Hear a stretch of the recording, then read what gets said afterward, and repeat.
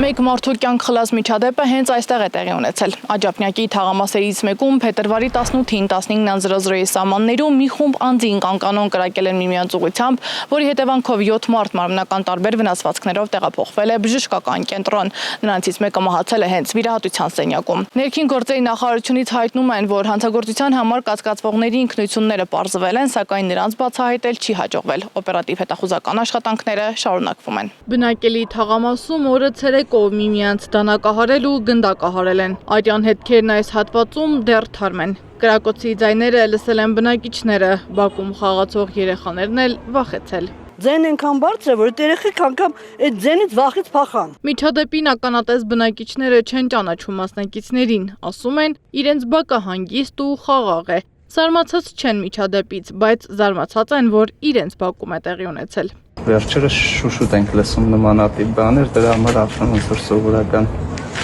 ինչ-որ բան լինի։ Ամեն դեպքում ես երեխեքին չեմ հանում դուրս։ Հարուցվել է քրեական վարույթ, սպանության փորձի, խուլիգանության եւ ապօրինի զենքի շրջանառության հատկանիշներով։ Իրավապահները պարզում են միջադեպի հանգամանքներն ու շարժառիթները։ Ենթադրյալ հանցագործները դեռ ազատության մեջ են։ Արմենիա բժշկական կենտրոն տեղափոխված 6 վիրավորներից մեկն արդեն տանն է։ Բոլորը հիվանդանոց են տեղափոխվել ծանր վիճակով։ 3:30-4-ի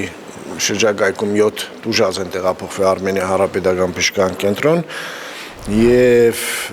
ցավոք սրտի 7-ից մեկը մահացել է վիրասրահում, մնացածին նաեւ ցուցաբերվել է բժշկական տարբեր օգնություն, վիրահատվել են բոլորը, ելնելով ծանրության աստիճանից նաեւ տարբեր վիրահատություններ են կատարվել։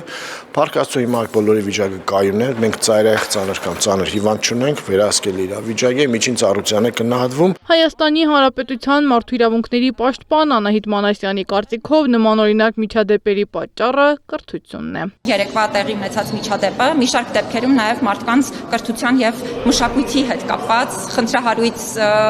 այսպես իրավիճակի արդյունք է եւ համարում եմ, որ այդ առումով թե կրթության համակարգը պետք է ամբողջապես բարեփոխվի, բայց բնականաբար նաև տարբեր իրավապահ մարմիններ պետք է պատշաճ աշխատանքներ իրականացնեն։ Դեպքի վայրից տարածված տեսանյութերը վկայում են, որ կրակոցները եղել են ինտենսիվ եւ անկառավարելի։ Սա հերթական դեպքն է, երբ մայրաքաղաքի բնակելի թաղամասում զինված հաշվեհարդար է տեղի ունենում, վտանգի տակ դնելով պատահական քաղաքացիների կյանքը։ Հարցերը սակայն մնում են անպատասխան։ Ինչպես են զենքեր հայտնվում մարդկանց մոտ։ Ինչպես է խմբակային զինված բախում տեղի ունենում բնակելի թաղամասերում եւ ինչու կանխարգելիչ մեխանիզմները չեն գործում։ Քննությունը շարունակվում է։ Սեդամակարյան, Տարոն Ղանդիլյան, ABC Media։